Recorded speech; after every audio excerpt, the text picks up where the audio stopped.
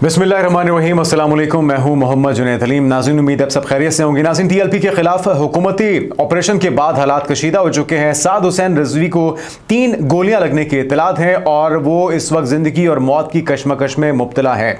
मौके पर जिस वक्त वो विजुअल सामने आए हैं, जो कि आप इस वक्त हमारे अकब में देख भी रहे होंगे, मौके पर ही साद हुसैन रिजवी बेहोश होकर गिर गए हैं। जिस वक्त उनके साथियों ने उनको संभाला दिया है और उनके भाई को भी कहा तो ये जा रहा है कि गोलियां लगी हैं, लेकिन बाज़ ये भी रिपोर्ट कर रहे हैं कि दोनों भाइयों को पुलिस ने अपनी हिरासत में ले लिया है और उन्हें गैर मालूम या नामालूम जगह पे मुंतकिल कर दिया गया है। बुनियादी तौर पे ये जो एहतजाज है टीएलपी का, नाज़रीन, ऐसे मौके पे सामने आया है जब गजा का अमन मुआहिदा पाए तकमील तक पहुंच रहा था या हतमी मराहिल में था। तो हुकूमती मौक़िफ़ ये है कि भाई आपको 2 साल ख्याल नहीं आया, अभी इस एहतजाज की ज़रूरत क्या है। एक ऐसे मौके पर जब अफगानिस्तान आपसे जंग छेड़ना चाह रहा है, जब भारत आपके साथ घात लगाए बैठा है कि वो किस वक्त मौके की तलाश में है कि किस वक्त हालात ख़राब होते हैं और उसका फ़ायदा उठाए। तो हुकूमती मौक़िफ़ तो ये था, लेकिन टीएलपी के जो दोस्त थे, जो टीएलपी के रहनुमा थे, मैनेजमेंट थी, उनका ये कहना था कि ये ढकोसला है, गज़ा में अमन नहीं होने जा रहा और जब तक मुस्तकिल आज़ाद खुद मुख्तार रियासत के तौर पर गज़ा को तस्लीम नहीं किया जाता, फ़लस्तीन को तस्लीम नहीं किया जाता, वो ये एहतजाज कम अज़ कम अमरीकी एम्बेसी के सामने जाकर रिकॉर्ड करवाना चाहते हैं, उनसे यकजहती का इजहार करना चाहते हैं। नाज़रीन, ये मामला तूल पकड़ गया और ये इस हद तक हालात ख़राब हुए हैं कि हमने देखा है कि इसमें शहादतें भी हुई हैं। दोनों तरफ से अगर देखा जाए तो दोनों ही हमारे भाई हैं, चाहे वो पुलिस वाले हों या फिर टीएलपी वाले हों। तो इनको बैठ के अफ़ाम व तफ़हीम के साथ, मुज़ाकरात के साथ मामले को हल करना चाहिए था, लेकिन हम दोनों तरफ से देख रहे हैं कि एक डेडलॉक की सी सूरत हाल है।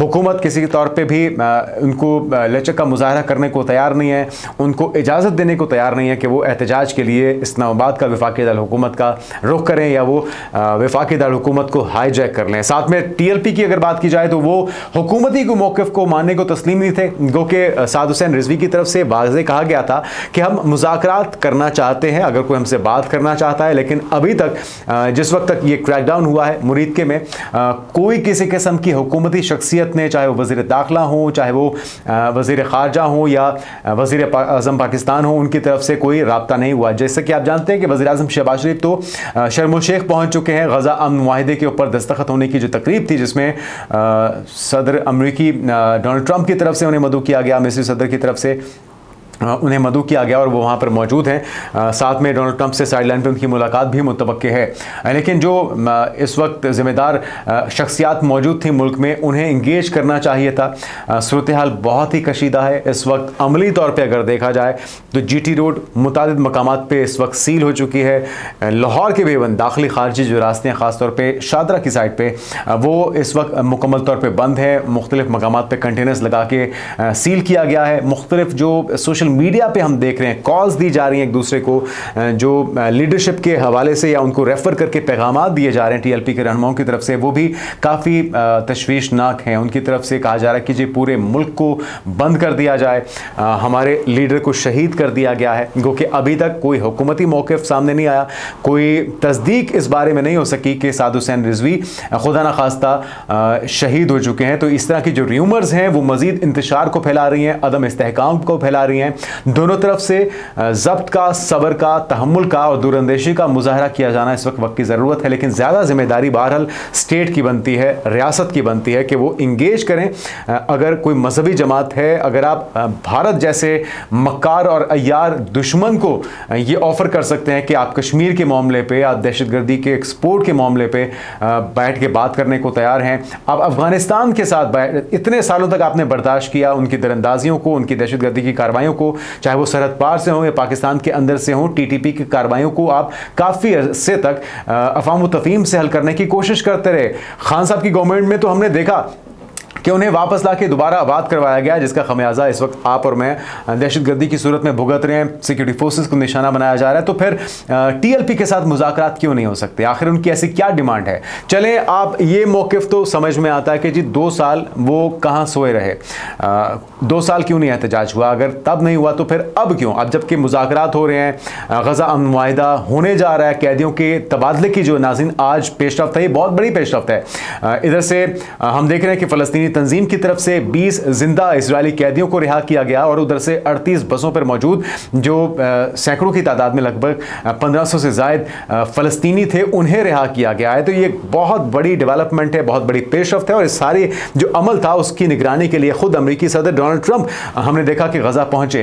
तो जब वहां पर अमन हो रहा है, वहां पे लोग सेलिब्रेट कर रहे हैं, वहां पे लोग जश्न मना रहे हैं, वहां पे लोग सुख का सांस ले रहे हैं, इस चीज़ के बावजूद कि वहां पे इस चीज़ के खदशात और इम्कानात मौजूद हैं कि आप नेतन्याहू से किसी खैर की तवक्को नहीं कर सकते। खदशात मौजूद हैं, उसका माजी का ट्रैक रिकॉर्ड मौजूद है, उसकी नीयत हम जानते हैं और ये पूरी दुनिया इससे वाकिफ़ है कि उसका अल्टीमेट टारगेट यही है कि कैदियों के तबादले के बाद वो कोई और शरारत कर सकता है। लेकिन जो इस वक्त सूरत हाल है, आप उनसे यकजहती कीजिए, आप बयानात की हद तक यकजहती कीजिए, उन्हें जिस इमदाद की ज़रूरत है इमदाद पहुंचाइए। सोशल मीडिया का प्लेटफॉर्म आपके पास मौजूद है, आपके पास एक ऐसा प्लेटफॉर्म, एक ऐसा तरीक़ाकार मौजूद है जिससे आप पुरअमन तरीके से अपना एहतजाज रिकॉर्ड करवा सकते हैं। तो फिर क्यों आप जलाओ घेराव करते हैं, क्यों आप इस वक्त इस सूरत हाल को क्रिएट कर रहे हैं एक ऐसे मौके पर जब अफ़गानिस्तान आपके साथ जंग छेड़े हुए है, सरहदी इलाकों के ऊपर फ़ौजियों को मारा जा रहा है, वहाँ पे फोर्सेस को निशाना बनाया जा रहा है और जिस तरह से हम पहले भी कह चुके हैं कि पाकिस्तान के अंदर हालात कोई नॉर्मल नहीं है। गो कि पाकिस्तान की तरफ से पिछले कुछ अरसे के अंदर ख़ासतौर पे 10 मई के बाद अपनी सूरत हाल को अपने जो इज़्ज़त वकार मर्तबा है उसमें कई गुना इजाफा किया गया है। आपकी बहादुर गयूर फोर्सेस की वजह से, उनकी जवामर्दी की वजह से, पाकिस्तान के एयरफोर्स के जवानों की वजह से, जिस तरह से उन्होंने भारतीय राफेल गिराए हैं, तो पूरी दुनिया आपके मौक़िफ़ को तस्लीम कर रही है। सुपर पावर का सदर आपकी तारीफ़ों के गुण गा रहा है। उनकी 3 बार मुलाकात हो चुकी है फील्ड मार्शल आसिम मुनीर के साथ, 2 बार उनकी मुलाकात हो चुकी है वज़ीर आज़म शहबाज शरीफ के साथ। पाकिस्तान के अमेरिका के साथ मुआहिदे हो रहे हैं। पाकिस्तान का सऊदी अरब के साथ जो मुआहिदा हुआ है वो यकीनी तौर पे बहुत बड़ा संगे मील है। उसके बाद पूरी अरब दुनिया जो है वो पाकिस्तान की तरफ देख रही है। गज़ा के अमन मुआहिदे के अंदर पाकिस्तान ने कलीदी किरदार अदा किया और इस चीज़ को गज़ा की जो हुकूमत है, जो गज़ा की लीडरशिप है, जो फ़लस्तीन की लीडरशिप है, वो इस चीज़ को एक्नॉलेज कर रही है, इस चीज़ को तस्लीम कर रही है। तो आप लोग TLP के भाइयों से मैं दरख्वास्त करूँगा कि अगर आप लोग अपनी हुकूमत पे आप यकीन नहीं करेंगे, एतबार नहीं करेंगे, भरोसा नहीं करेंगे, उनसे बैठ के बात नहीं करेंगे, आप उन्हें गोली या एहतजाज की धमकी देंगे, तो मेरे ख्याल में ये भी शर्म की बात है। और अगर हुकूमत, रियासत उन्हें अपने बच्चों की तरह अपनी आगोश में समेटेगी नहीं, बैठ के आप बात नहीं करेंगे, उन्हें इंगेज नहीं करेंगे, उन्हें गाड़ियों के नीचे कुचलेंगे, आप उनके ऊपर गोलियां बरसाएंगे, तो मेरे ख्याल में इससे बड़ी हिमाकत नहीं हो सकेगी।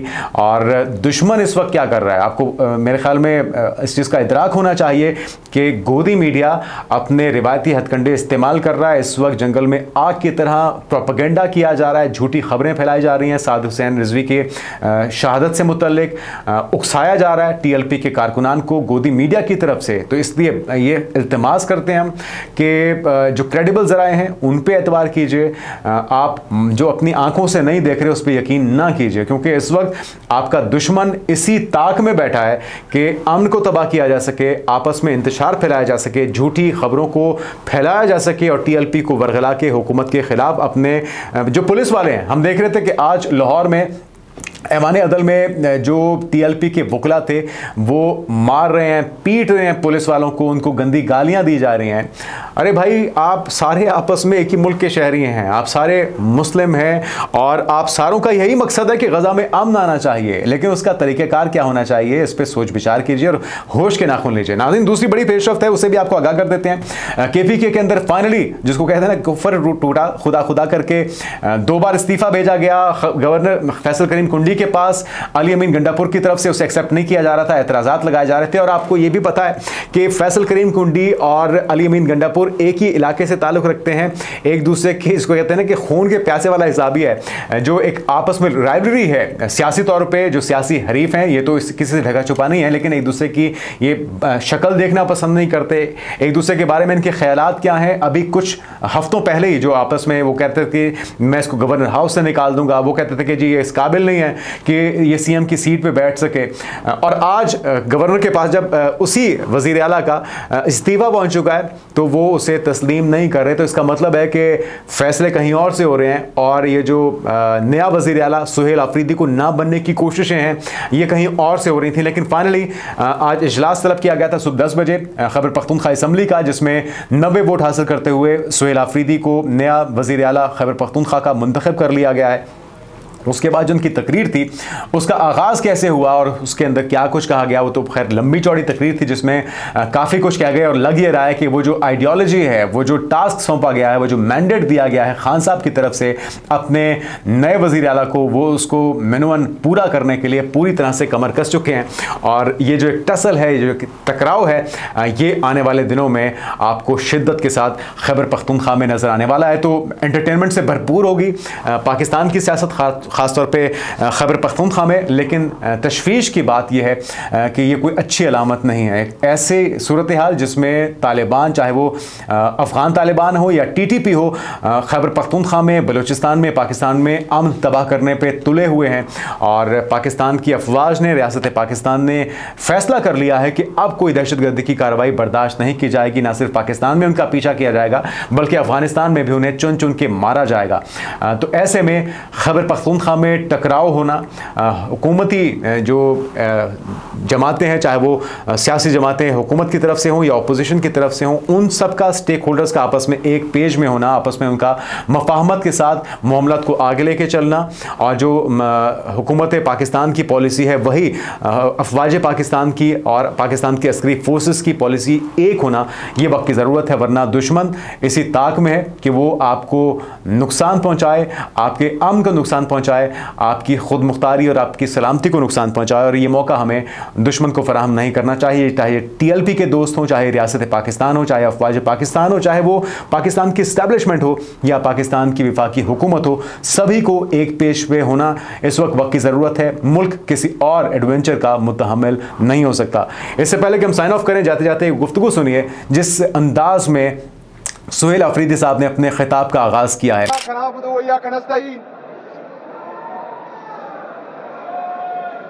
नहीं मरूंगा अब किसी जंग में, नहीं मरूंगा अब किसी जंग में, ये सोच लिया मैं अब की बार इश्क इमरान में मारा जाऊंगा। आने वाले दिनों की पेशरफ से आपको आगाह करते रहेंगे। अपना ख्याल रखिएगा। अल्लाह हाफ़िज़।